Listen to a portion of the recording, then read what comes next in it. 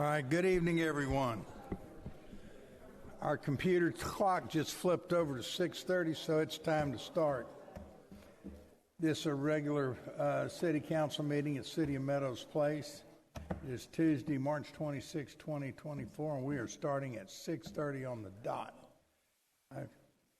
Item A is a call to order, so this meeting is called to order, and it is. We have a quorum. In fact, we have everyone here on council tonight, and I'm thrilled to see it. I'm going to ask everybody to stand for the Pledge of Allegiance. Remain standing for the invocation. And the pledge tonight will be led by a YAC member, that's Youth Action Council member, Camden Miller, and then Jimmy Hempfennick will do the invocation. So please remain. Give me a second.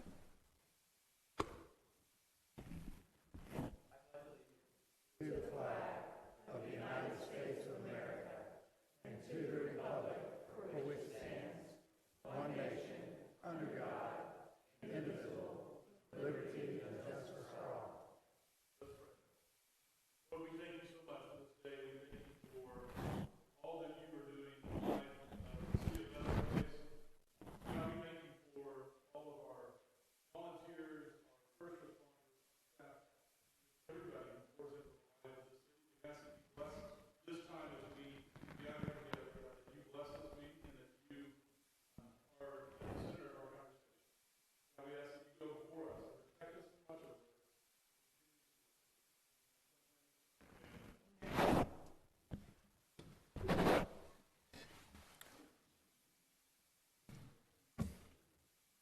All right. We're going to move on to Audit B, and I want to remind everybody that these meetings are here to take care of business for the City of Meadows Place. We're getting ready to take care of some business called an audit, which is something that we do every year. And so presenting our audit is the representative from the auditor's report from Belt Harris and Pahachik. All right, thank you.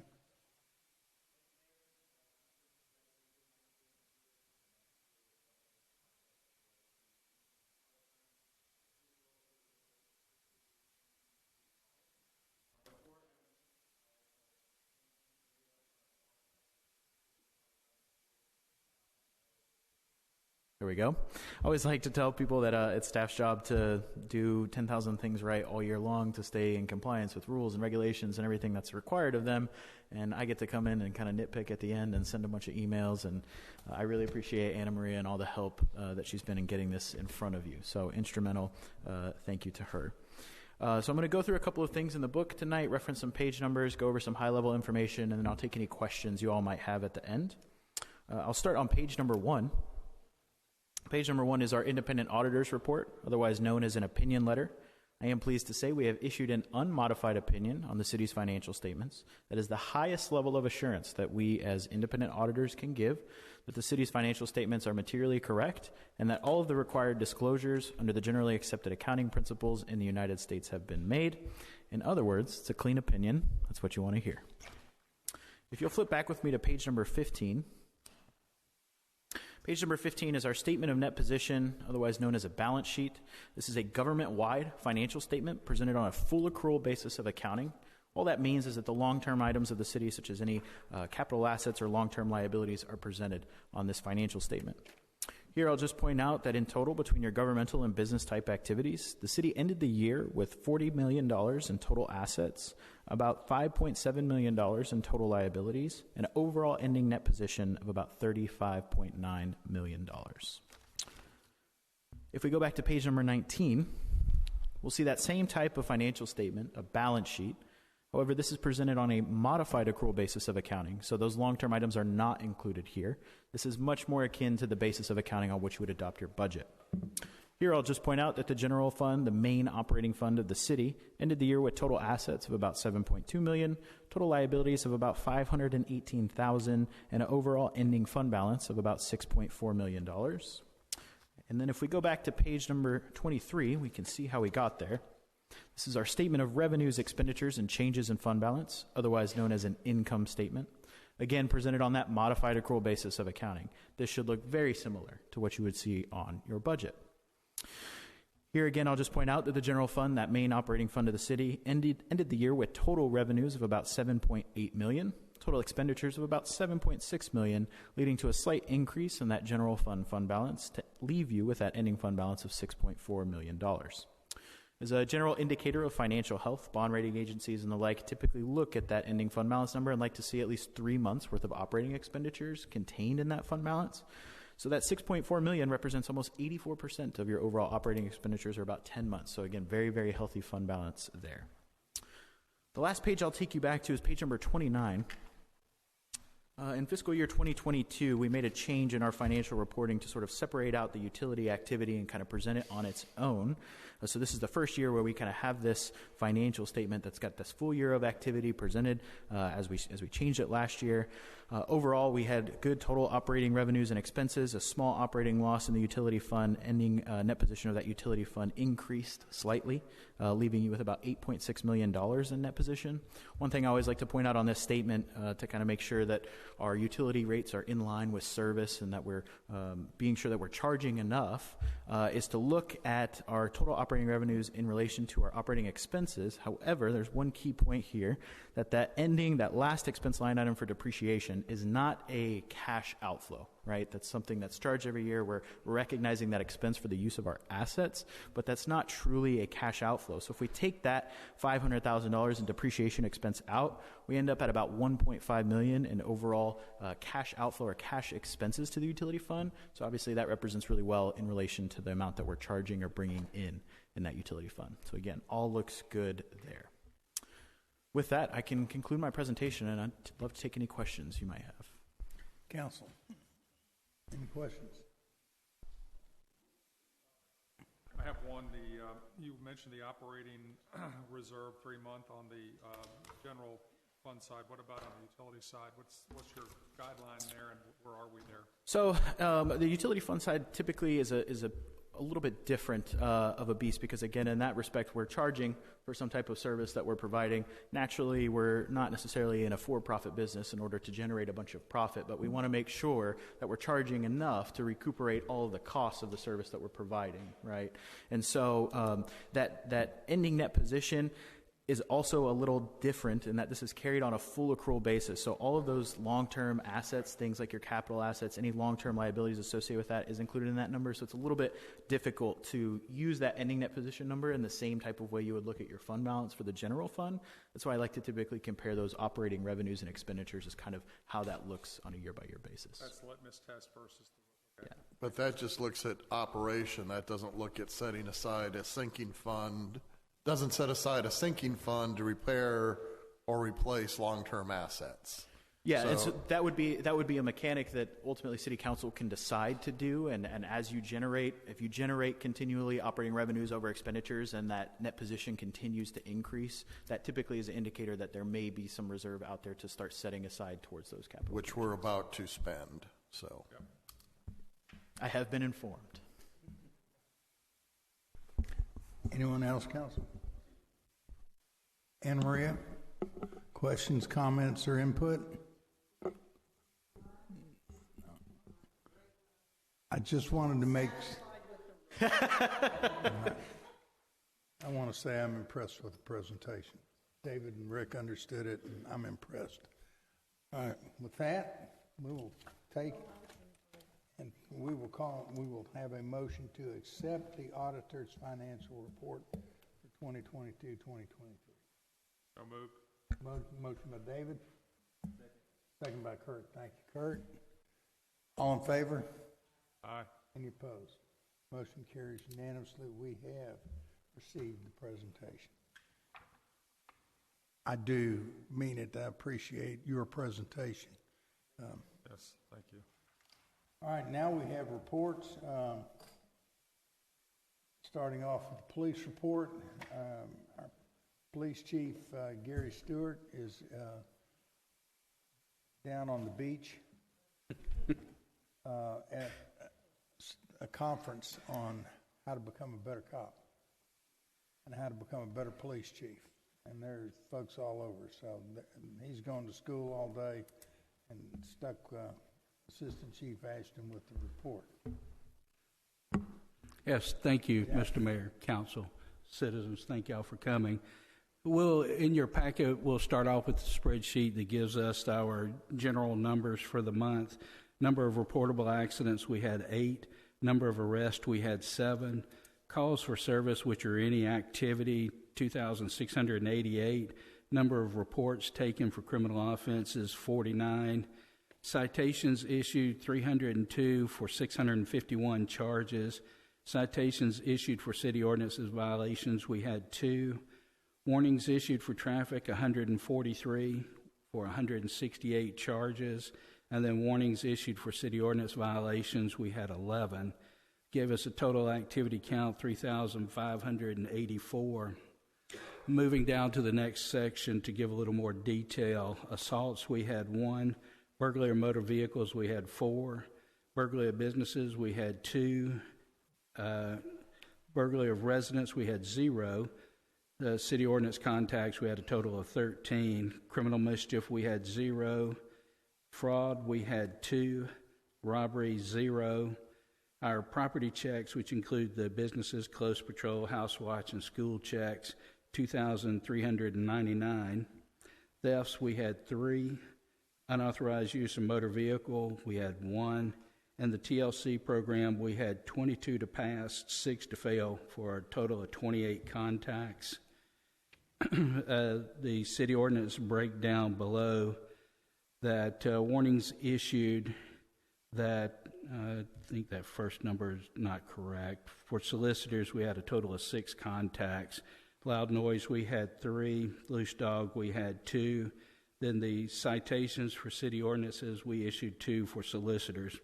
There were no reportable accidents in the roundabouts or that immediate area, and the other accidents that were reported were throughout the city. There were no specific trends for the reporting period.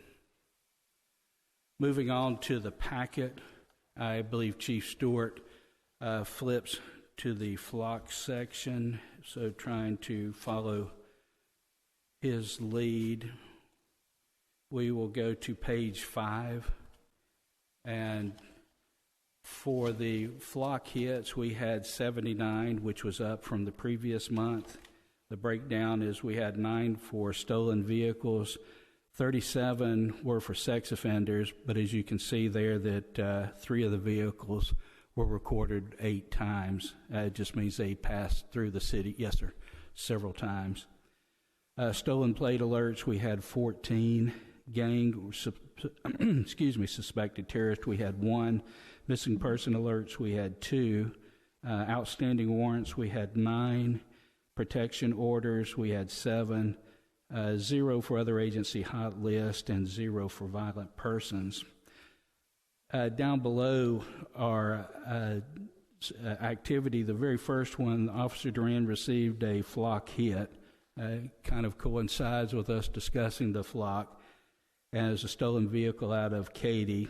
It shows that the driver was arrested and transported to Fort Bend County Jail.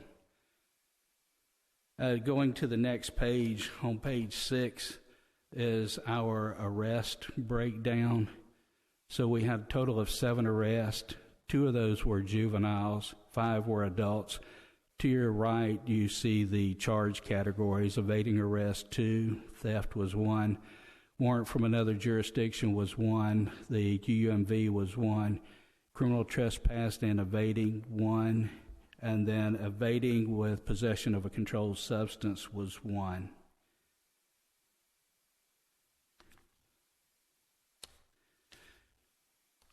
Moving on to the additional notes on page 8.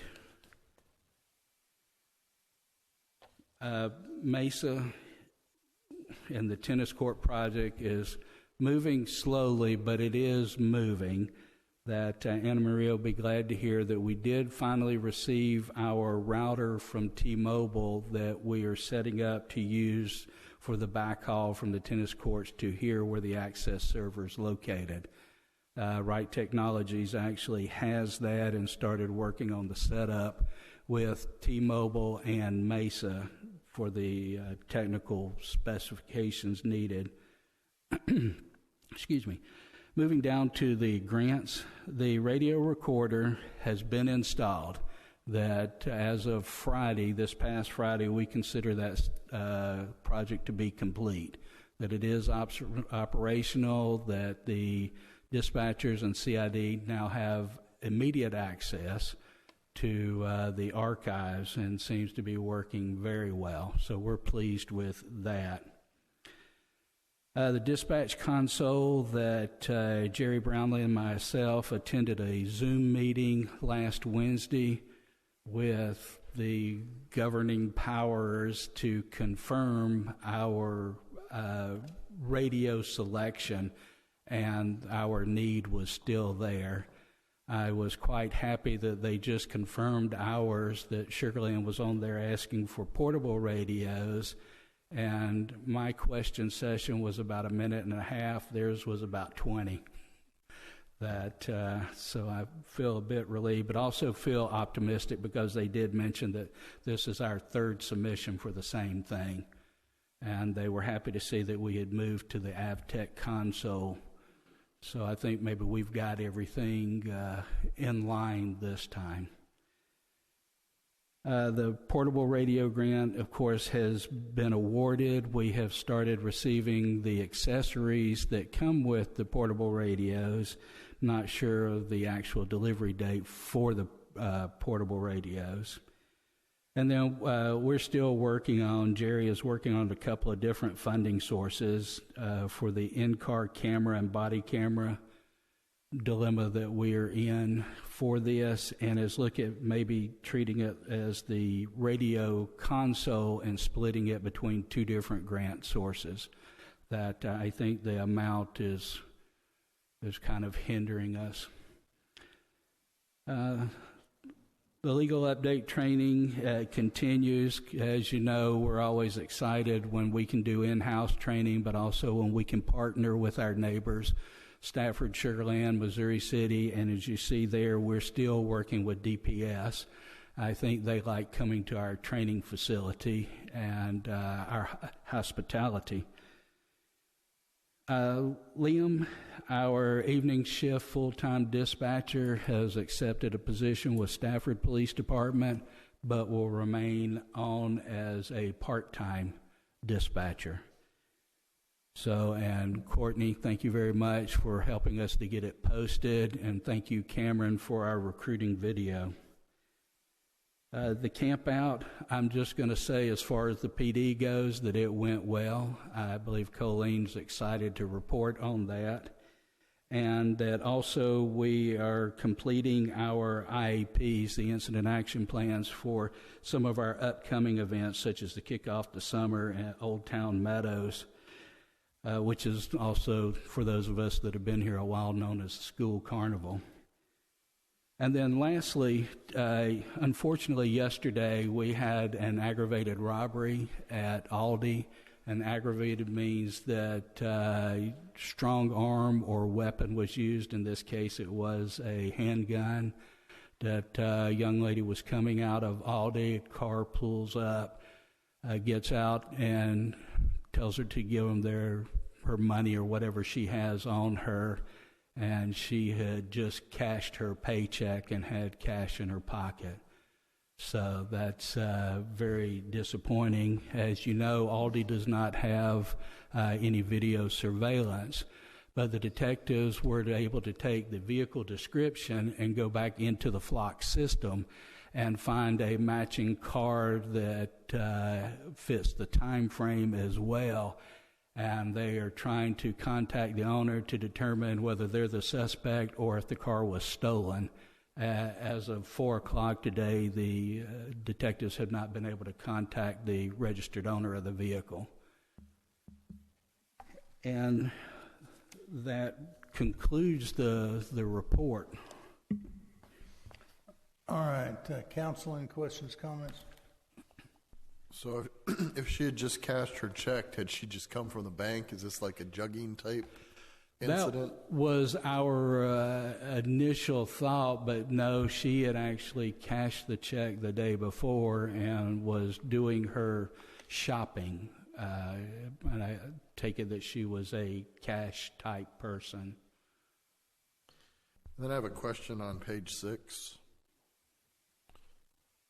The business that declined prosecution. Was there a reason given for that, or do we need to have some discussions with a manager?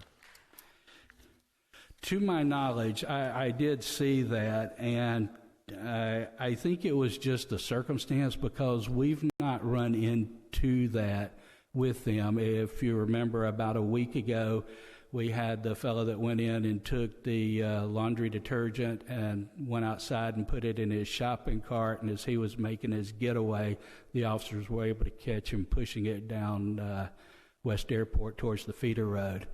And have no issues that when we're able to catch a suspect, we've never had any pushback, but something for us to follow up on to make sure there wasn't an extenuating circumstance or a new manager. I'm assuming that is of concern to Alderman Stagley. If we have businesses that don't or decline prosecution, they are inviting this type of activity into our city. I feel the same way, and so I would appreciate a follow-up on that. Definitely. So, because it concerned me too.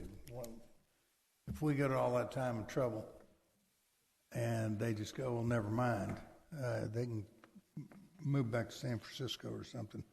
We need to arrest them. I have a question. So Yes. the business that was mentioned, and then you had mentioned Aldi not having surveillance. It seems like there are several businesses that do not have some sort of a surveillance system in place. Is that? Unfortunately, that is correct. That I know the chief has mentioned several times that video is our friend, and our residents more and more are taking to that. But yes, we have a few businesses who have nothing. When we bring it up to them, is it just the cost? They just don't care, or just curious? It's usually a corporate decision. Yeah. And for some, it's cost, and for some, they don't want to be in the middle. I mean, there are some businesses that refuse to prosecute. There are some that will tell their employees, you do not attempt to stop anyone doing shoplifting. You'll be For fired. various reasons, but... And I can understand not stopping them, having an employee stop them, but just to have a camera, just to have surveillance, Well, if you take a look at a national chain, look at how much it would equip one store, multiply that out, I think it would be probably prohibitive, and that is a corporate decision. yeah. And so there's nothing that the city can do to require it. Yes. We can strongly encourage it. Yeah. And when we have talked to management at Aldi, they were polite, and essentially, as they said, that we'll send it up the chain, and here we are years later. One thing I want to throw out there, is it possible to put a pole in the easement, put a camera on it, and it's one that we monitor, not necessarily monitor, but go back to? I know there's been a lot of just smash and grabs on windows in Aldi's parking lot. It's gotten a little more serious with this one yesterday. Is that a possibility? Well, possibility is yes, but we run into a couple of things with that. First of all, the placement, and then what we're actually capturing. If we put one camera up, what are we focused on? And the detail, but then also the maintenance. As we have on the agenda, the flock cameras are coming up. And with our city cameras that we currently have, there's an annual maintenance for keeping the system up and going, but then also the update and upgrade cost. A couple of years, and we're cycling through cameras. So there's many things. I think the chief and I have talked about this before, and I think one of the concerns, though, is if we're putting a camera up that's monitoring a private business, what do we run into with that as well? I mean, is that acceptable? Do we need their permission? There's a myriad of things to consider. But is it possible?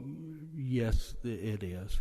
And then you mentioned that while we have cameras and they're in dispatch, that and they routinely look at them, they're not camera monitors. Now, of course, with everything recording, because that's what we get out of this, is we're always able to go back and review video. I wonder if that would help, be a deterrent even. Just someone pulls into the Aldi parking lot, they see a camera looking over the parking lot, maybe a sign that says, "You're being recorded." I don't know. If we were talking about this, and this is Jack's opinion, if we were talking about this 10 years ago, I'd say yes. But today's bad guy, they expect it. It's no longer, it's kind of like the daytime burglary, that no longer is that an obstacle to them. But yes, we would love to work with Aldi and go over especially some of the new technology that we're learning about, that to offer solutions. More than likely, it would require permission from the property owner. Otherwise, you get into a probable cause incidents. At the county, we are actually prohibited from using drones for investigation type purposes without a search warrant. Well, I agree with that rule for them, not for us.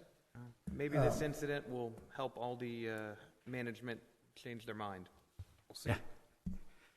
Jack, I have one thing I'd like to ask, and that is on the fraud. We had 2 incidents of fraud last month, and I just got through doing some research on a scam that's going on by folks preying mostly upon elderly people or folks that have had timeshares for a long time. And they go in and they talk to them and they come up with this big plan about how to get out of your timeshare. Since you're going to croak in 10 years and you're going to be a burden to your kids, why not get rid of it now type of thing? And people getting clean for thousands and thousands and thousands of dollars. Have you heard anything about that in this region? No, sir, not that, but I hear the commercials on the AM radio all the time about we get you out of that, and I'm making a note because I want to look into that. And some of the research that I was looking at, and I'm not a huge researcher, I'm scanning articles, that some of these are tied to the drug cartels down in Mexico. What's the Huacarina cartel or whatever it is, are big into this. So that's a little scary in and of itself. So if you would kind of check into it. Yes, sir. And I'll get with me, and if you ever need to, and I'll throw you what I got. Okay. Okay. Because that might be a good newsletter article as well. Yeah. All right. Anything else? Good questions, good comments, counsel, and great report, Jack. Thank you very much. Yes, sir. All right, item 2, Parks and Recreation. Well, you already took care of part of Parks and Recreation, didn't you? He did. He certainly did. Good evening, Council and Mayor. This report will cover Parks and Rec activities actually from December of 2023 to March of 24. Since I wasn't able to participate last month, now we get a 4-month review. I'm also going to do it a little bit out of order tonight because we have some special guests in the audience, and I'd like to get them up here and back home because it's a school night. So I'm going to first discuss some of our upcoming events. And so our next events coming up will be concerts in the park, and those are Friday nights in April, so April 5th, 12th, and 26th. And as you guys know, we've been doing these for many years now. We bring in a live band, food trucks, kids and families are out there playing cornhole and just relaxing and having a good time. But on April 26th, that's going to be a special one for us. And I'm going to bring my Yak kids up here to talk about what we're doing. You guys can start making your way up here, and Carolyn as well. And that night we are calling Light the Night. And if y'all recall, many years ago we did a Light the Night where we have the Chinese lanterns that participants would purchase, and then they would light them and put them afloat out on the lake. So I'm going to let Yak step up now and tell you about the event and why they're doing it and who's involved.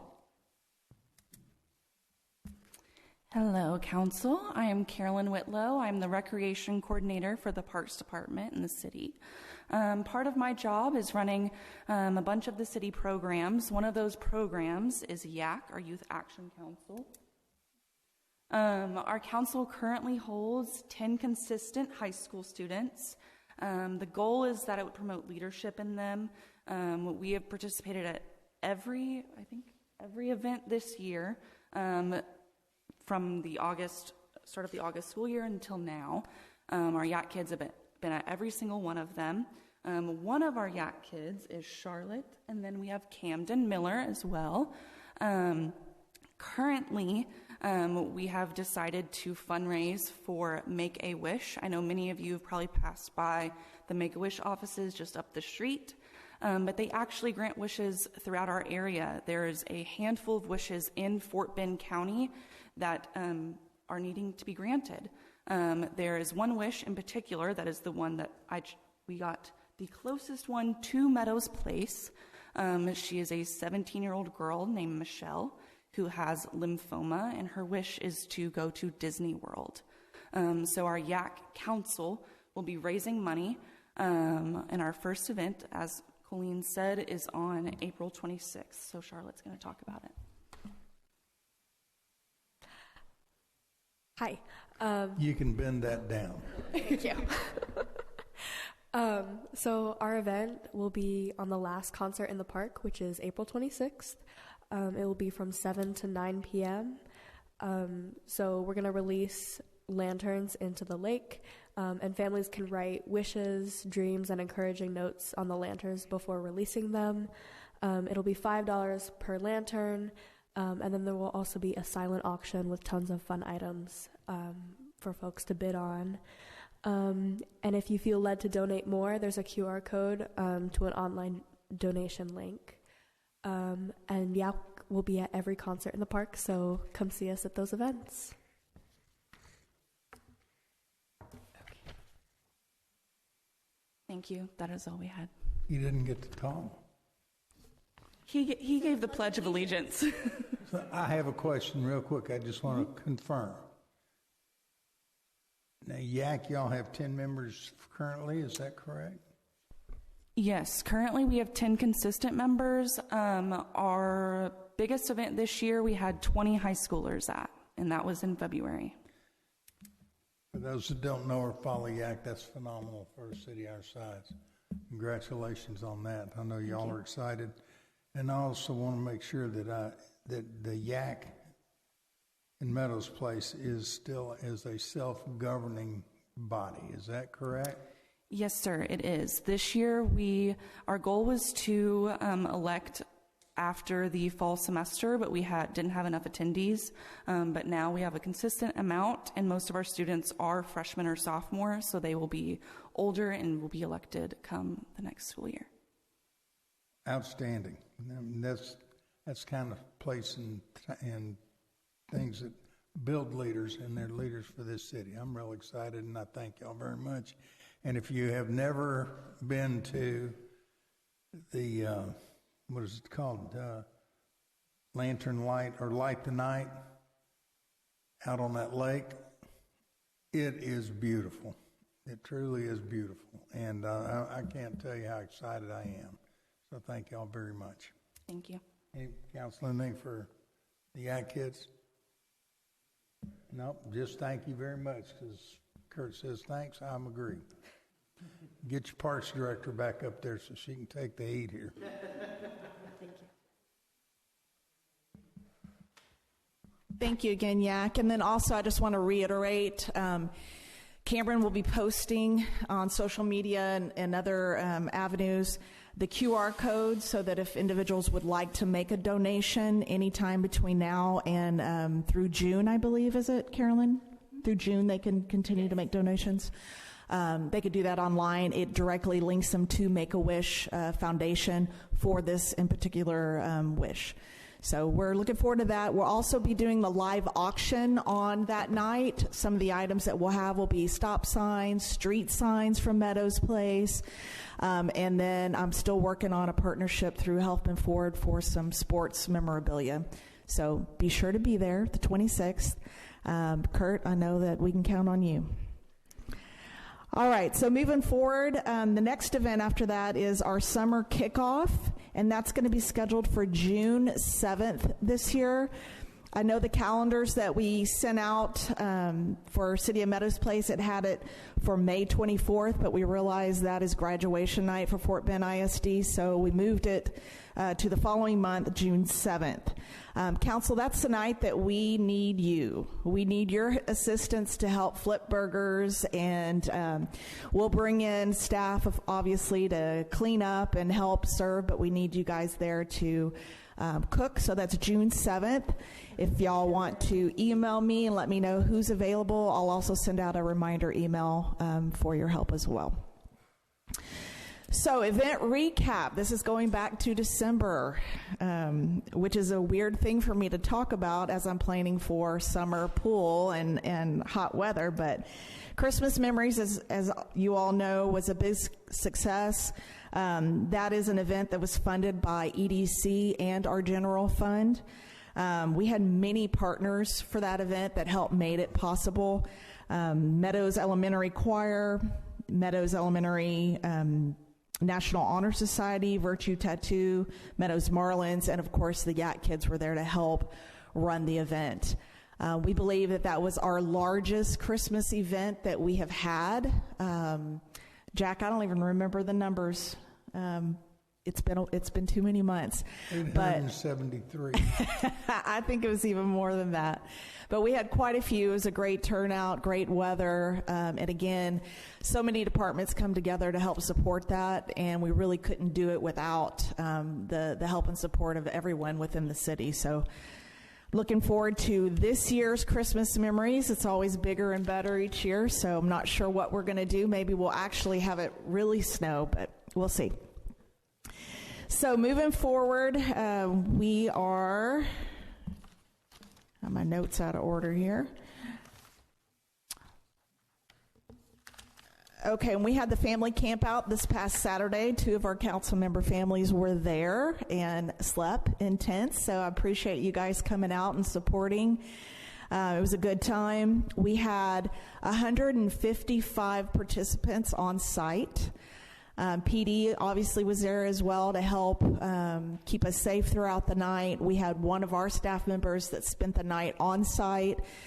We had a great time. There were 26 tents out on the field.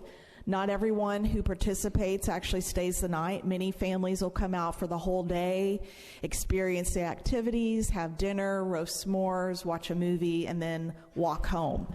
And that's the other great advantage of our small town, is that you can walk to an event and you can walk home and not have to fight traffic and parking spaces.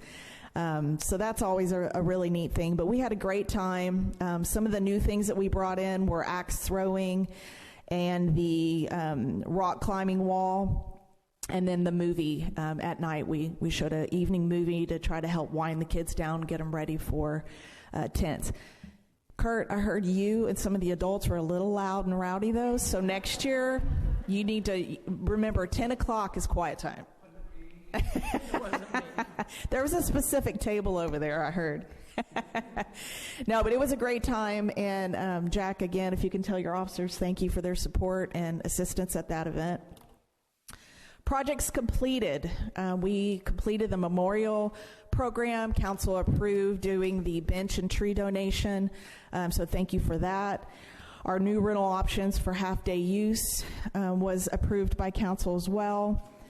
Our Dorrance Pender fence, that was replaced last week. If you haven't seen it, looks great, nice, sturdy, and ready to go another 25, 30 years. We also laser graded and did field work on both ball fields. That was supported by EDC. Also, I meant to say that the fence replacement was also, funding was provided by EDC. We also worked on the ball fields with new improved irrigation. That was also funded by EDC. And when I say new improved, this is specific to a ball field. There were some issues with the way that the irrigation was laid out. It was overwatering and underwatering in some areas, and then also creating some big ruts and divots in the infield. So our irrigator came out, he redesigned it, moved some things around, and hopefully we haven't had any negative reports since that's occurred, so hopefully that took care of the issue. We also stocked the lake with 1,200 trout, and that was provided by Texas Parks and Wildlife. It's a partnership. We pay for half, they pay for half. So if we order 700 fish, we end up with 1,400 fish. So it's a great program. Again, they brought them in. This year they did a little different. They brought it in 2 batches, which is actually smart. They let the first batch come in, get acclimated. 2 weeks later, they came with the second half and got those reacclimated. And it also lengthens the fishing season for the trout, because we've got some pretty hardy fishermen that come out, especially after that first release. So this extends it a little bit longer. And we had nice, cool weather to be able to maintain that. We also investigated a self-service kayak rental kiosk. I had mentioned that to you guys, that we'd be looking into that. And we have realized it's really not something that we want to do here. It comes with a cost of $18,000 just to put it in, and then they share 50% of the profits. So that's not something that we really want to do. So we moved on, but I just wanted to update y'all because we were looking at that. Upcoming projects. Jack had already mentioned the tennis court access conversion, so we are looking forward to that project being completed. Our pool reception desk, I had mentioned to you guys that we will have a new area as the pool season opens up. Folks will come into a very professional looking area to be able to get their wristbands, make purchases, ask questions, things of that nature. So we'll be installing that over the next 3 weeks. Turf installation in the sensory park, that's going to be going in this week. So by the end of the week, we should see some movement out there. That project was pushed a little bit with all the rain that we've had. So we're not their first project in line, but a few down. Seasonal landscaping, now that we know we're past freeze season, it is time now for us to replant in some of the areas that were hit by the freeze. Many of our plants are coming back on their own, which we're excited about that. It doesn't always look that beautiful at this point because they're so small and they still have to grow to maturity. But in other areas that are highly visible, we will be putting in the larger plants as they come in. That's the other difficulty, is getting them from the nursery, because everyone's trying to get them, and the nurseries were hit too during the freeze. But you will see some of that going in over the next couple of weeks.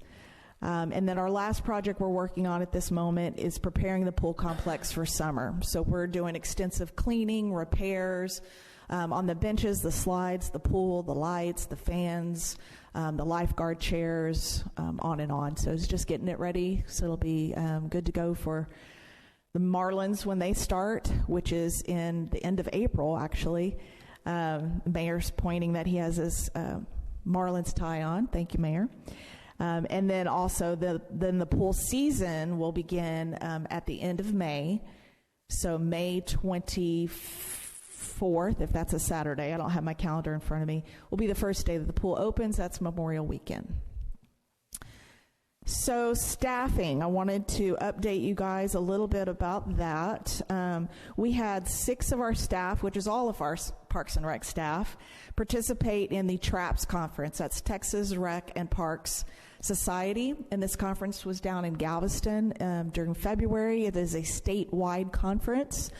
We all went, participated. It was a 3 to 4 day conference depending upon your education track. Great time to network, get up on our latest trends in the park and rec field, troubleshoot with other folks. One of our staff attended a specialized summer camp training while she was there. That was Carolyn, who was here earlier. And then our park staff specifically, they attended, it's called an equipment rodeo. It's actually kind of fun, team building, and it's where the different parks departments utilize some of their maintenance equipment that they're always on, whether it be tractors, weed whackers, blowers, irrigation, and they do obstacle courses and events with them, and it's a competition between cities. So our staff had never seen that before, so they are geared up for next year. They're pretty excited. They saw all of it, and they said that already that they can do better, so we're going to hold it to them. But it was a great time, and especially for my staff to go out and participate in an event like that, to see the bigger picture, the connection across the board, what other cities are doing. And again, like I said, a lot of problem solving happens at these events. So thank you for letting us go. We all appreciate that y'all supported us in that effort. My last item is that we are currently hiring seasonal staff for the pool and summer camp. I do want to let you know we are struggling with low numbers of applicants. There is an action item tonight that we will be talking about here, and I'll discuss that in further detail and answer questions in regards to that. But I just want you to know that this is the season.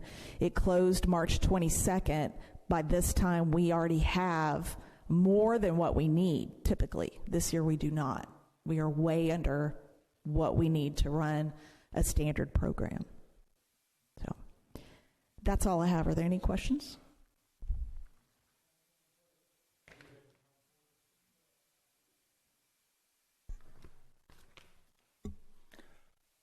I have one, Colleen. Yes, sir. Where is the TRAPS conference next year? Oh, good question. I'm not sure. Tell me tomorrow, just hope it's not Dallas. I'm sorry, say that again. I said, tell me tomorrow, and I just hope it's not Dallas. Anyway, anything else? Nope. Thank you very much. Thank you. Carolyn, thank you, and I'm excited to seem like you're growing the YAC into a very viable organization. I want to say thank you for that. All right, next report is the monthly fire report, which I give, and I can't find my little tab, sorry. I know we had 40, we had 40 engagements last month in the last reporting period. We were called out in numerous different ways. Some police matters, some rescue and EMS. There was one of those, one motor vehicle accident with injuries that they responded to. They had the fire department responded to 3 EMS calls, and 25 medical assists with the EMS crew. And a lot of those take place over at Meadow Senior Village and with the Hamptons up there. So I'm glad that they are here to be a part of our city, and they're so close by. Our fire marshal and our inspectors working with our building inspectors provide a valuable asset to City of Meadows Place, and I think we're in really good shape on that, and they work closely with our permits department as well. So I think we're in really, really good shape as from a fire department point of view, and that's all I got to say about that. City administrators, you're up. Thanks, Mayor. A few items for tonight. First, I want to point out there on the second row, a familiar face, Angie Hernandez. I want to introduce her as our new code enforcement employee. Angie is on the job now. Just a quick resume for Angie. She has almost 5 years here at the city as our permit technician. Before that, she worked for the city of Pasadena for 13 years, 12 of which she actually did code enforcement in that town. And so we're happy to have her on board here. She is right now doing a little bit of double duty on both desks, both permit tech and code enforcement, until we can plug in that position. In fact, we actually have, 2 interviews scheduled tomorrow for that job, so we're hoping for good results with that. Right now, we're working with Angie, reviewing that code book, getting a good understanding of our codes, hitting the big ones first, understanding process. There's a lot to code enforcement, everything from, violations and citations to warrants and making sure that everything's in line, because ultimately, these types of cases can end up in municipal court. So documentation is key for these things. So there's a lot of orientation, a lot of training going on right now. We know there's a lot of high grass in town right now. Many of those high grass cases have already had door tags or letters been sent out. But we're starting to exercise those muscles on the big things, the obvious things, and then getting comfortable with that before we move on to some of the other code enforcement issues that we have that we pay attention to here in town. So we're glad to have Angie on board. The other thing I want to mention is not long ago on the 15th of this month, we did some maintenance on our lift station. Rod and Public Works brought a vacuum truck out there to help vacuum out the lift station. And one of the things that we noticed is that we did have quite a buildup of grease. And so it's a good opportunity. You may have noticed in the most recent newsletter, we put something out there called FOG, which stands for Fats, Oils, and Grease. We want to emphasize to the community, once again, it's very important that you don't dump any grease, oils down your drain. That does end up eventually in our wastewater treatment plant and in our lift station, and it does create problems for us and any community. And so just want to emphasize, to be careful what you pour down that drain. And what are the effects of that? It nothing lessens the ability to be effective and costs us money to clean and repair. Well, it certainly costs us money to degrease, so to speak, our facilities. But all that stuff is harmful to our equipment. So that's the impact on our side. What we really need to tell the owners is that also impacts their pipes and can clog their pipes and cost some pretty costly plumber expenses. That'll probably get their attention more than what it costs the city. Not a good thing. I'm not going to tell that story. Okay. It's important. The final thing I want to mention tonight is that we are going to be making some improvements out in front of City Hall here pretty soon. One of the things that we need to get a handle on is when we do get a heavy rain. Right now, we have some water seepage, particularly through those front doors coming down the brick wall. It interferes with our bulletin board. It also interferes with our doors and our new locking mechanism, floors, sheetrock, etc. We're going to be spending some money to putting in some new flashing out front in order to help mitigate that. But that really speaks to a larger issue, which is obviously facilities maintenance. And I just want to put on your radar, from time to time, we need to look at these things. We're going to be spending about $6,800 on this fix. One of the things when we did that was we just got a quote to see what it would cost to go ahead and repair and maintain the awning, that portico out front with those kind of plexiglass bubbles. Those are beginning to show a lot of wear. They're probably original to the building. We're not ready to tackle that expense yet because that would be in front of you if we had to. But the lobby, something we're starting to kind of talk about is looking a little tired. And so in the next few years, I expect that we're going to talk to council about investing in some of the renovations and some of the maintenance of our facilities. And so this is just but a very small a part of it, but I think it represents making sure that we keep on top of these things. Finally, I want to remind council that a week from today, we have a joint public hearing scheduled for 2 specific use permits. So if we put on the calendar, we're going to post for that this week.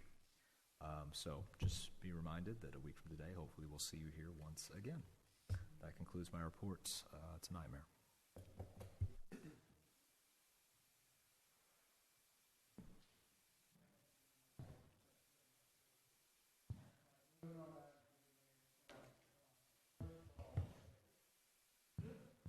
Moving on to my mayor and council comments.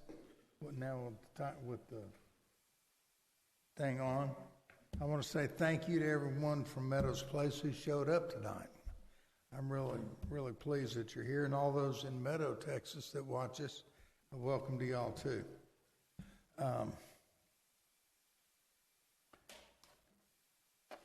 first mayor's comment I have is regarding business activity that may affect our future. I just want to say that there's a lot going on. People are looking at different things. We've got potential activity on the corner of West Airport and Kirkwood at that pad site. Supposedly the owner of the site has somebody he's working with to come in there, and a couple more inside his center once they get a sprinkler system and some other stuff done, which they're working on, which Angie will be working from start to finish on that one, huh? But it's exciting because these types of businesses will bring life, bring activity into that center, and maybe bring us a little bit of money, not a whole lot, but better than poking that with a hot stick. But I want to say that EDC has been working diligently to try to get business in here, and one of the things we do is visit with our owners. And when we visit with our owners, and we remind them that we want them to develop this property, because many times they have properties elsewhere and they kind of forget about us a little bit, because in case they didn't know, we're only 1 square mile here. So we do work with them to get them on, and I think that it's fine. We're doing a fine job, and I think that we've got a backup plan to the 9.4 acres that's going to be discussed at the next meeting at the public hearing, and I urge everybody to be here at that public hearing. If you want your voice heard, you need to be here. If you're not, please complain to somebody else, because this is your chance to stand up and let this council be heard, and they want you to come up and speak, so please do. My next comment is on May election and local activity. I just want to say that this is our city.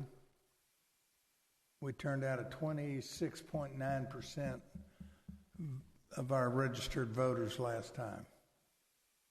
Unfortunately, what happens is when it's just a local election, sometimes we have a drop-off in attendance, and we can't have that. We really need you to step up and get out there. Get your neighbors out there. Encourage them to come out there. I encourage you to please go attend any meet and greets that any of the mayoral, or I guess you could have one too if you're running for council, even though you're unopposed. Hint, hint. But I urge you to attend all of those type of functions. And if there's a function that gets together for in a community driven type activity, please attend those. And I know right now we have one that is lined up by the Fort Bend Chamber of Commerce. They were asked to put one together, and they have. Cameron, can you remind me of that date? I believe it's the 10th. The 10th, I believe. Okay, it's the 10th. So put that on your calendars. Please attend. You're going to have an opportunity to visit with your candidates, and that's important because they're going to be representing you for the next 2 years and representing this city. So that's all I have to say. This is real important. It doesn't matter whether you're young or old, as long as you're registered to vote. Please come out and vote. All right, and that moves on to council comments. No significant updates this month on the bike path. We probably will have a contract change in front of us next week, as with the public hearings that we're going to do. I've asked Nick to probably put that on the agenda if the engineer gets the proposal into us. They should. And then for Dorrance, the interlocal agreement has been submitted to the county, and hopefully that can work through the legal process fairly quickly.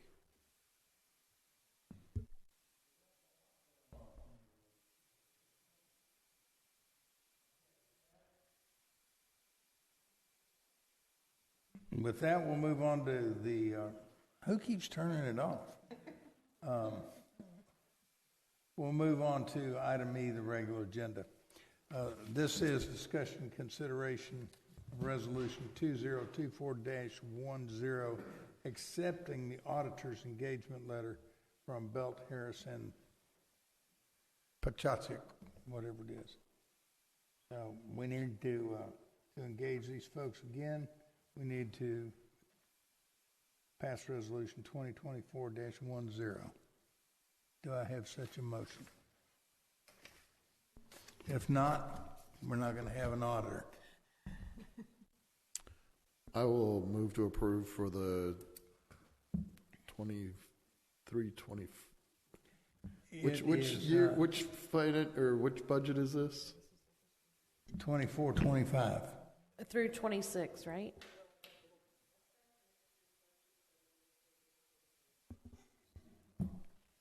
So it'll be the fiscal year 24 audit. Correct. Okay. For them. So I've had a motion. Second. Do I have a second? Second. Batia, thank you very much. Now, if we can get on down the program, and all in favor? Aye. Any opposed? None. Motion carries unanimously. Thank you, man. That's what was throwing me. Okay. Item number 2. This is, I'm going to ask Kevin to stand up in case anybody has any questions they can ask right there. Stepping up to the podium is Kevin Atkinson, owner and seer and know-all for Texas Pride, who is our garbage carrier. As you look in your backup, they recently sent some correspondence to the city talking about fuel benefit and trying to offset some problems that they're having with funding, matching what's going on. So this is going to be a discussion consideration regarding resolution 2024-11, authorizing the mayor to execute a contract amendment to the residential solid waste collection contract with Texas Pride Disposal, implementing what they're calling a variable energy charge for fuel. And just to catch us up, we signed the last contract in 2022. So with that, basically they're asking for 1% up every time it pops over $3.25 a gallon. So we will see an increase. Kevin, do you have anything to say or anything you want to add? Or Yeah, absolutely. I appreciate it. We've been out here since 2016. Texas Pride has been in business since 2013. Really until this year, we've had the benefit of very stable fuel. From July of 2013 through December of 20, we averaged $2. Is that speaker on? Okay. Yes. We averaged $2.80 per gallon through that window. We hedged our fuel 21 through 23, and then coming into this year, that hedge expired, and just with where fuel's at, not beneficial to renew a hedge, and it's also not at a position that we had previously budgeted for or modeled for. And so with the proposal in front of you, we actually started this conversation. We had 1,200 contracts we had to go touch to get this in front of. Started with our HOAs in September, our MUDs in November, December, and then wrapping it up now with our cities. The proposal, as you mentioned, essentially for every 25 cents that fuel is above $3.25 per gallon, it's a 1% adjustment. So using last month's data, it was $3.79, so it'd be the equivalent of 3%. I think for you guys, that's right about 20 cents per percentage, so about 60 cents last month. Should be 2% based on where fuel's been this month. But just trying to offset the fuel cost when it's elevated there. One thing we learned through the pandemic, we don't like coming to our customers and asking for increases when things go crazy. So we felt that this was a transparent and I guess simple way to approach a fuel adjustment on a go forward that assists us when fuel's elevated, and then obviously falls off when it comes back down. All right, council, I'm assuming everybody heard and understood that. Kevin, you're too tall for a microphone. So our options are say yes, say no, or say heck no and rebid it. We can't rebid it, Mayor. We're in a 3-year agreement locked in. We could cancel the contract. Well, there's some, I'm just putting it out there. We could. There has to be written notice. I understand. I can write it. We're done. Okay. So, does council have any questions of Kevin while he's up here? So there's all this talk about percentages and whatnot. So if it's a 1% cost, I think we're at what, 18 something now a month per household. 17.50. Yeah, I thought we were at 18. So what's 1% mean? What's 2% mean? That's what. Is that on the fuel cost or on the overall cost? Yeah, so good question. So on the base cost for service, so if the base cost is that 18 and change, it's 1% on that 18 and change. So 18 cents.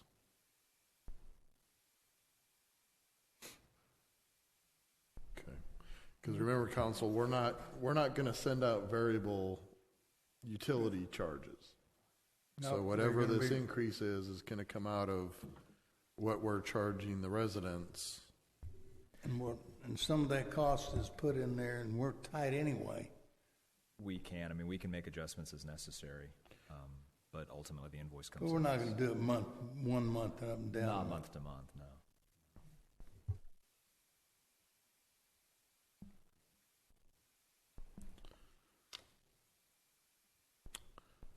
I've been basically satisfied with the service, though, so I will go ahead and make the motion to approve. Okay, we have a motion to approve. Have a second. It sounds like the fee would end up being, what, $270 a month extra? If it's roughly 1,500 homes, that's about right, yeah. Okay. I mean, it's not going to break us. We're charging enough in there to cover that. Well, a 1%, if we start getting into the 3% number, then we're probably going to have to sit down and look at the rates. But then the question will become, is this a short-term issue with gas prices or a long-term issue? Exactly. And I don't like it, but I'm going to recommend that we do. And so we've got a motion and a second. All in favor? Real quick, when is our contract up? It's a 3-year agreement that began in 2022.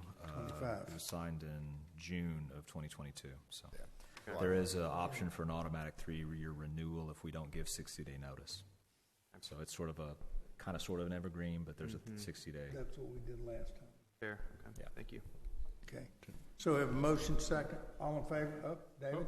The question I have, how is this going to get communicated to the city? How will we see this on our bill, and how do we track it? Yeah, absolutely. Another great question. So it'll show up as a separate line item as that VEC charge when it's applicable. We can, as backup, send you guys just a letter that says, hey, last month fuel was an average of $3.68. Therefore, it's 2%. Okay. We're doing that for our utility district, so we can add that, add you guys to that Thank list. you. Yep. And we would have to rely on our accounting department to kind of look that over. I feel pretty confident that she'll do it. Okay. That was a good question, David. Thank you. Anybody else? Where was all in favor? Aye. Any opposed? Hearing none, that motion carries unanimously. We appreciate it. Thank you very much. As we come into an election cycle, we hope that this is not going to be an issue for some time. So, Okay. Moving on to item 3, which has to do with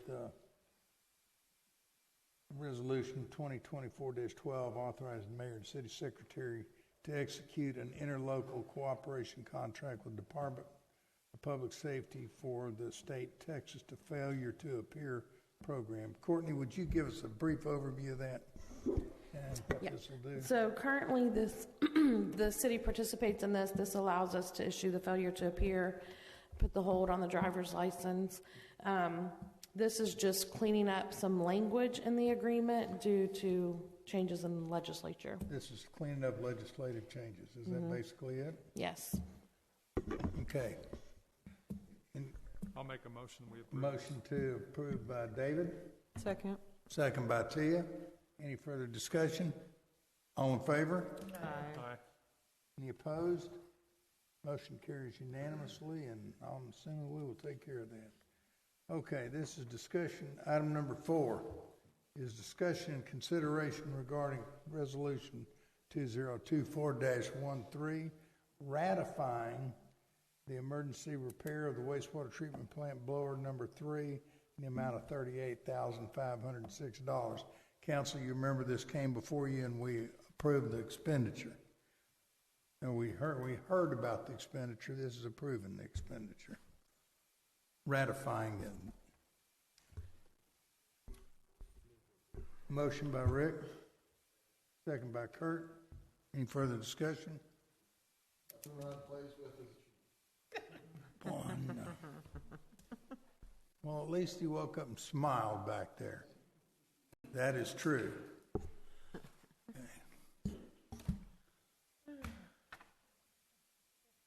And I know he's looking forward to getting new blower motors and control panels and that whole thing back there. Item number 5, this is a $7,500, is that correct? Oh, we didn't vote on this 38,000. You're right, Rick. Nothing is cheap, but we still need to vote on it, I'm told. So, okay, all in favor of the ratification on the $38,506? Aye. Any opposed? Motion carries unanimously. Whoever said that, thank you very much.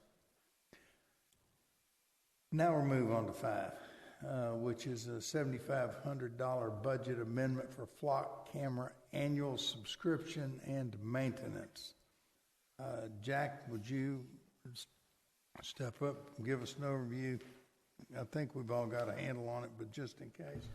Yes, sir. These are the 3 cameras that the city approved to finish our coverage of all of the entrances into the city. And we've just never actually funded the annual renewal of that.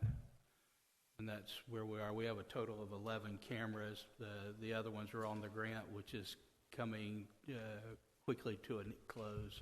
So the council recommended 3 cameras in discussion with the police department to finish out basically the perimeter of the city. Yes, sir. That we Okay. have all access points covered with flock And this cameras. is the maintenance fee to cover them for a year. Yes, sir. Okay, council, any questions? Well, I'll move to approve. Second. I have a motion by Rick, second by David. Any discussion? I have a question. Is the money for one full year, or is it just the remainder of the year? It's a full year. Okay. Oh, Yes, what a that- good question. So I don't remember where the 3 additional were. I believe it was the Blair Meadow entrance. Blair Meadow, Ainsworth, and Dorrance at Montecito. Montecito at Dairy Ashford. So, I mean, the rest of them we had grants for. We wanted to add those 3 because basically that's our Houston border. And then, obviously, I think we're seeing the value for it based on the reports every month, the stolen vehicles that we're chasing down, and everything else. Well, a comment to that, and I may have not mentioned this earlier in talking about Aldi, that we were able to use the flock system to develop a suspect in this, but it's also been entered into our hot list that if that vehicle comes into the city, we will get an alert, but also any of the other flock cameras that our neighbor have, they will be alerted to the vehicle in their area as well, along with the information that they're suspects in an aggravated robbery. So it's quite deep, the use of it. It's not just a stolen vehicle coming into the city, but we also have a lot of investigative. And our neighbors are, we all reach out to each other when we get flock information. Question, Yeah. is there opportunity for reestablishing another grant on these, or was it a once and done type? I know we have 10 under grant now, 5 originally, 5 we added, total 13 cameras, but can we get grants to renew? Jerry is looking into it, but I'm afraid with Flock's popularity that has kind of hindered us. The funding source that he originally had, which we went to twice, as not funding this project. But yes, we are constantly looking at doing that since we have had some success. They're looking to expand their kingdom, not re-up the ones they have. So heads up, as the next budget cycle hits, we're going to have to talk about absorbing those maintenance costs into our fiscal year budget. If and when we probably fiscal year, they're not all rolling off at the same time. So we'll have to talk about that for fiscal year 25. All right, so we have a motion and we had a second. All in favor? Aye. Any opposed? Motion carries unanimously. Great, thank you. Jack, thank you so much, and I know I've seen your officers. Kevin, take care. I've seen your officers react some days where they hit that door running, and I know it's because they had a flock call, and and I love it. So thank you. Item number 6 and 7 are kind of back to back.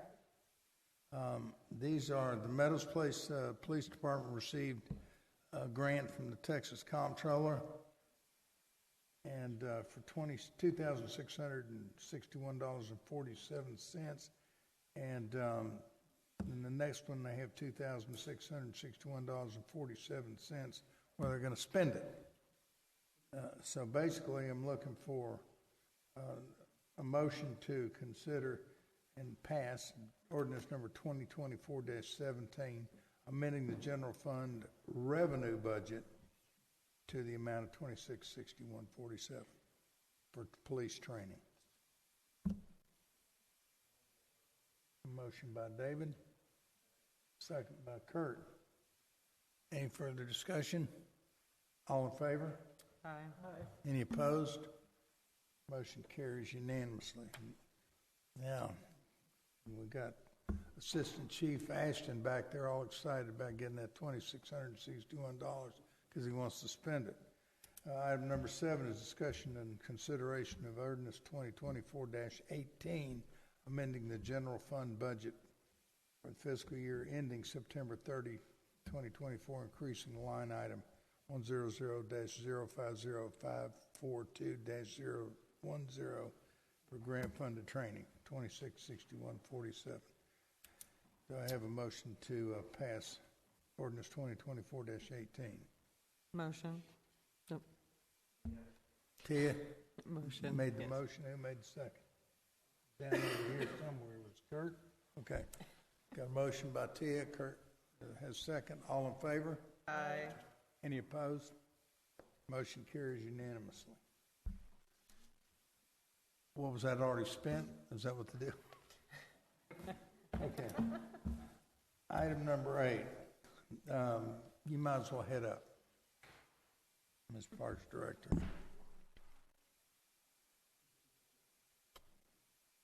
This discussion and consideration regarding a pay increase for summer/seasonal staff.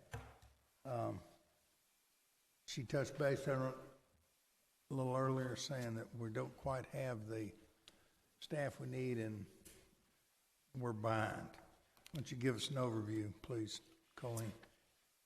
Yes, as I stated earlier, at this point in the hiring season, we already historically have had more than we have needed in regards to applicants for lifeguards and camp counselors.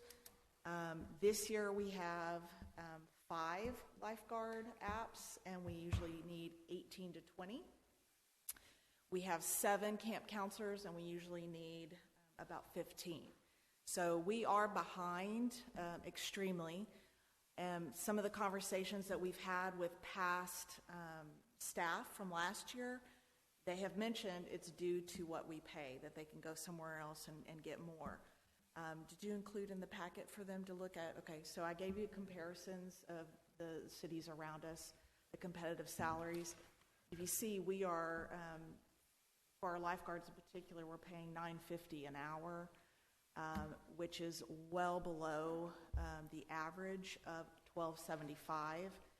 Surrounding cities are paying anywhere from $11 up to $16 for a lifeguard. So we're trying to hit the sweet spot on that of $12.75, so that'd be an increase of $3.25. Same thing with the pool supervisor. We're paying $12.75. The average is $20.50. So again, we are well below the average in the area. So we are hopeful to increase their salaries. Again, this is for the summer, to entice more employees to come and work for us again. We do have an option, and the option's not mentioned on here. The other option is if we don't increase the rates, we can reduce the number of our bather loads and the numbers of hours that we operate the pool. So that's the other option, is that we can reduce our operating hours and days of the week and also control the numbers coming in. So instead of 100 bather load, it might be anywhere from 25 to 50 based off how many lifeguards we actually have to be able to go out there and maintain the pool.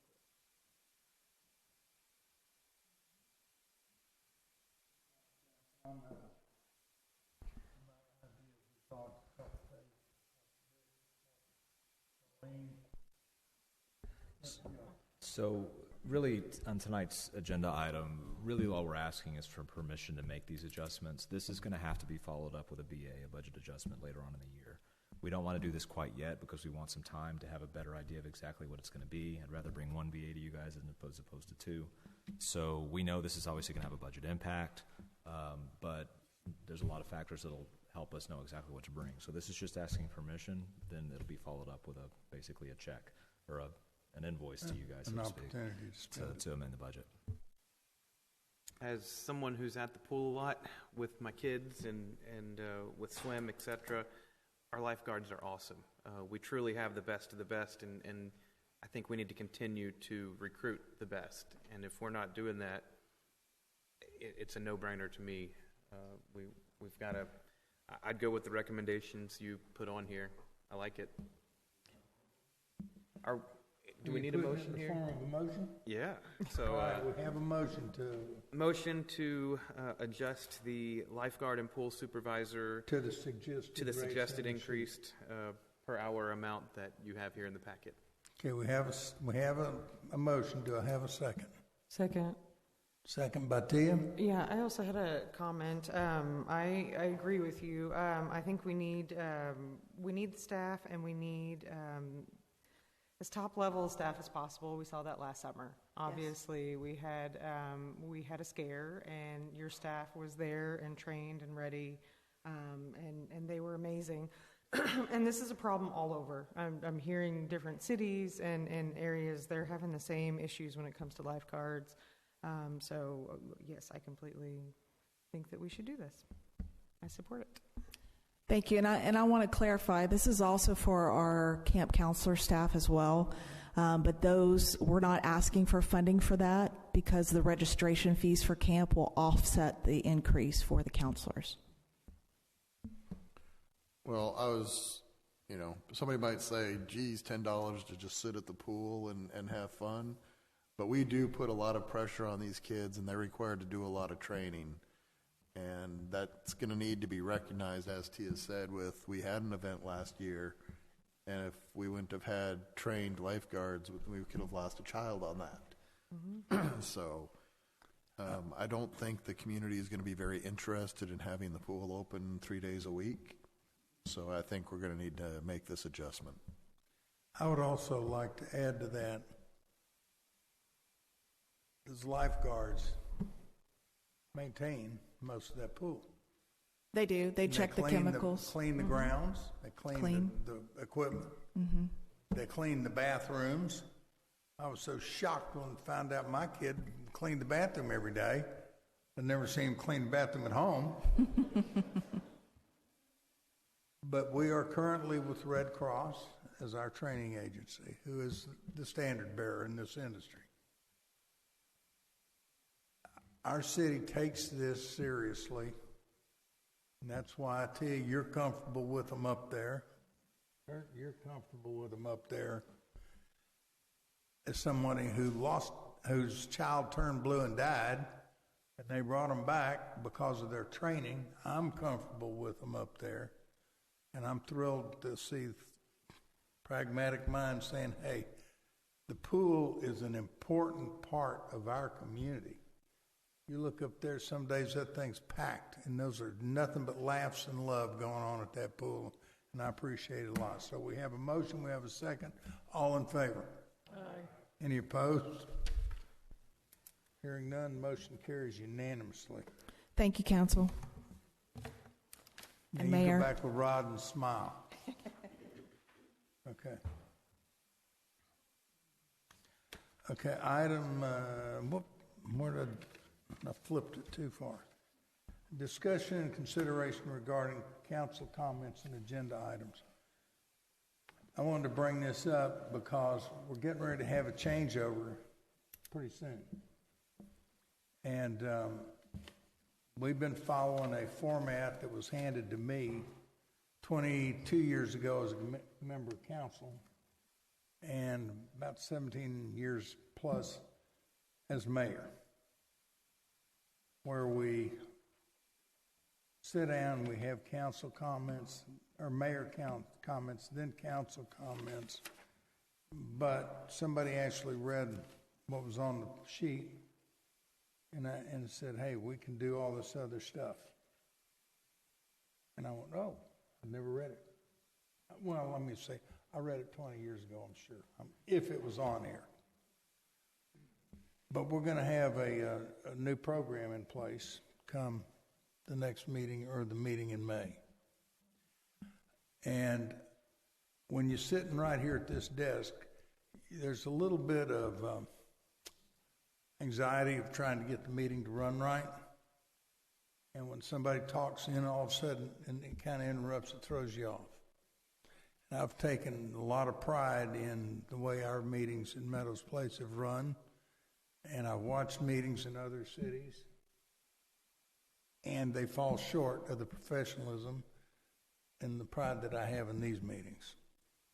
So I'm asking to council, do y'all make sure we all get together, or y'all all get together with the new mayor, whoever that may be, and come up with some sort of process on how this meeting goes. I'm going to consider taking a recommendation, or not, it was a suggestion or just a comment by Rick Stegley, saying that the county judge, before each meeting, before he starts in, says, this comment, are there any comments by Commissioner's Court? Which could be easily turned around to, are there any comments by City Council? And we can plug that in place to where it's a routine. And I think, whoever comes in here will take 3 or 4 weeks to figure out. So after a couple of months, it'll be a routine.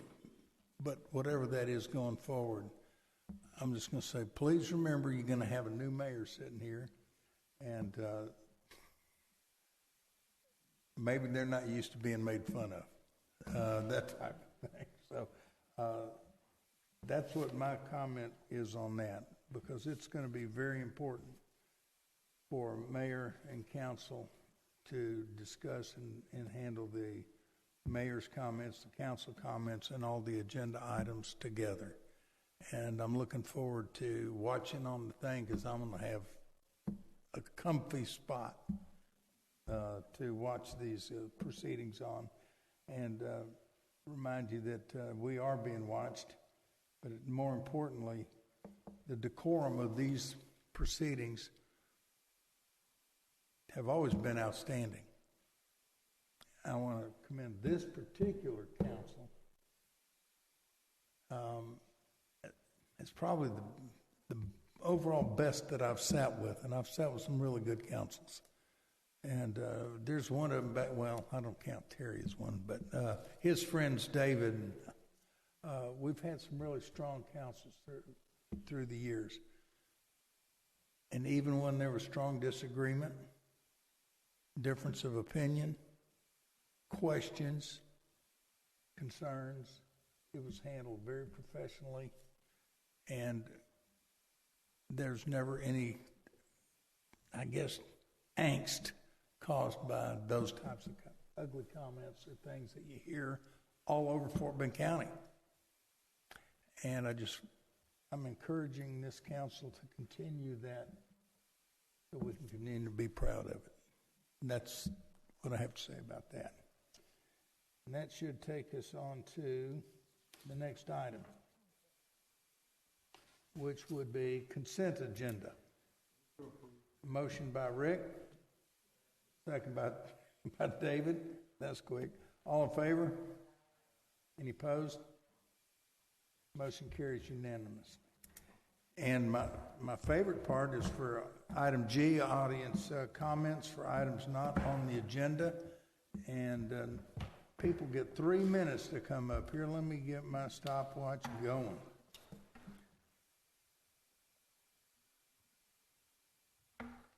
Please state your name and your address. Okay. Terry Henley, 12203 Austin Drive. This has to do with the board meeting we had in February in Austin, TML, on the TML Board of Directors, past president. And I got 2 or 3 comments here. Number one is they've introduced a new financial services department. I don't know where this needs to go, to Courtney or to Nick, that help small cities from a financial services standpoint. And it looks like it's very good.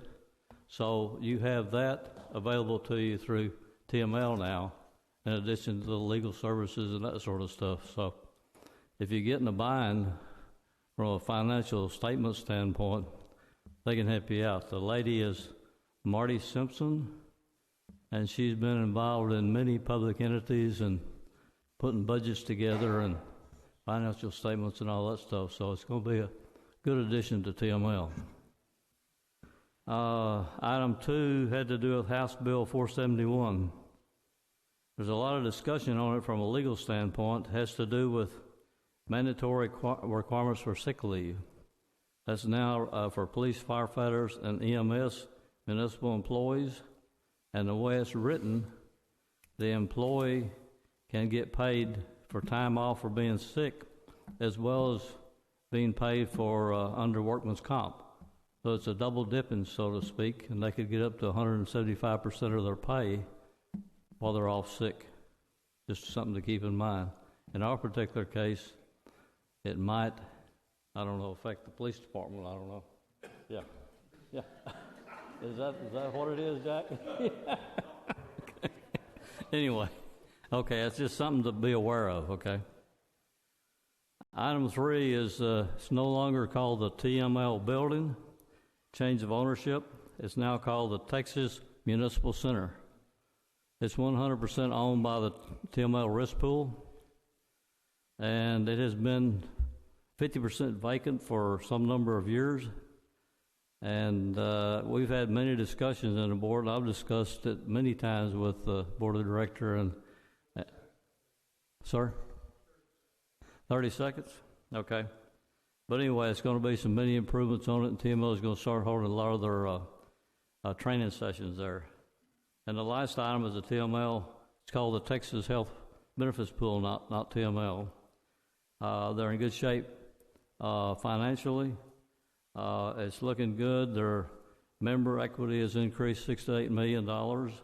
And financially, I think if the trends continue through the rest of this year, you may see stabilization of rates or maybe a little bit lower rate, which is good, okay? So that's, from that standpoint, that's it.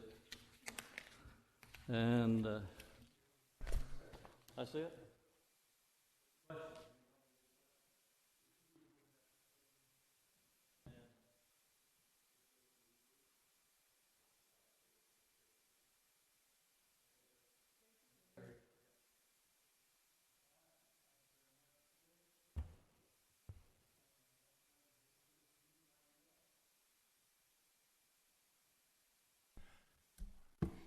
Chuck, did you have anything to say?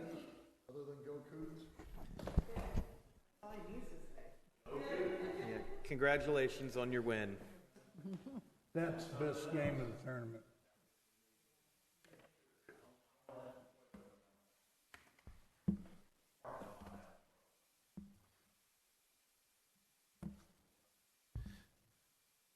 Chuck McClurkin, 11947 Brighton Lane. There's a lot of parking spaces out front of the along the freeway, and I heard something about somebody wants to rent some of those spaces to park RVs and cars and stuff there, like a used car lot. Is that true or false? Chuck, are you talking about?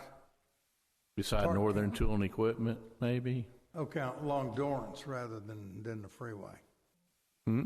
It's along Dorrance rather than the freeway. And I would suggest to you and anybody else that's listening to be at the public hearing next week.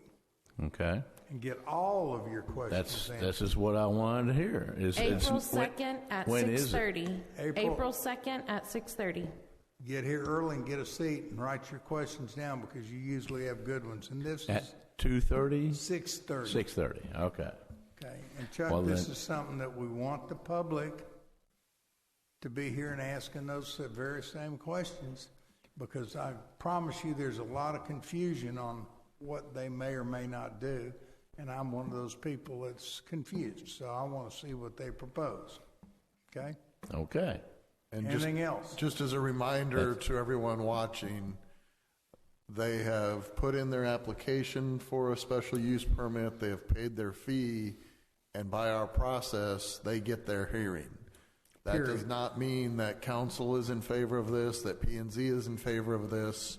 They get to come make their presentation, and then P&Z, Planning and Zoning, will make a recommendation to council, and then council will make the final determination.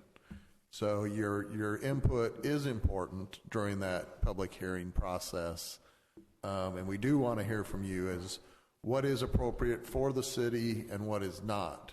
So we'll have two public hearings that night. One is for the boat and RV storage as it's been proposed. The other one is for a vape store, I believe, correct? Smoke shop. And that one would go into one of the strip centers on West Airport. So there are a couple of pretty big things for us to consider next week.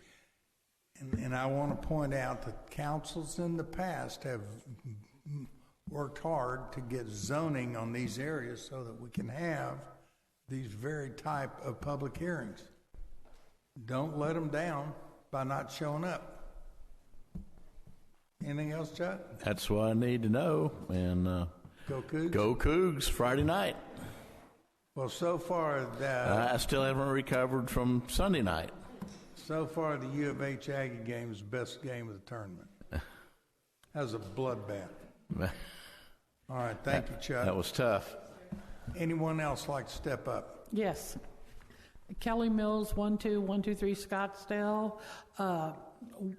We will be working the snack shack during the first concert in the park, mainly to provide food for the youth in our neighborhood, because a lot of the parents have requested that we do corn dogs and hot dogs and stuff like that. So come out and support the snack shack. Are you telling me to come by supper over at the snack shack? Is that what you're doing? Food trucks, but the kids, real food. Corn dogs are real food. Okay. Thank you, Kelly. So there is a benefit to the fundraising aspect of it? It stays in the city of Meadows and benefits the baseball league, which offsets scholarships and fixing the field or whatever they do with it. Thank you very much for that announcement. Well, thank you to Colleen for letting us try it for the first time. It's just simple food. I'm not doing the hamburgers, cheeseburgers, or chicken sandwiches. Just hot dogs and corn dogs and snacks, drinks. Make it a combo. All right. Thank you. Anyone else? Going once. Going twice. Go Cougs. Item with that, unless there's any objections, this meeting is adjourned.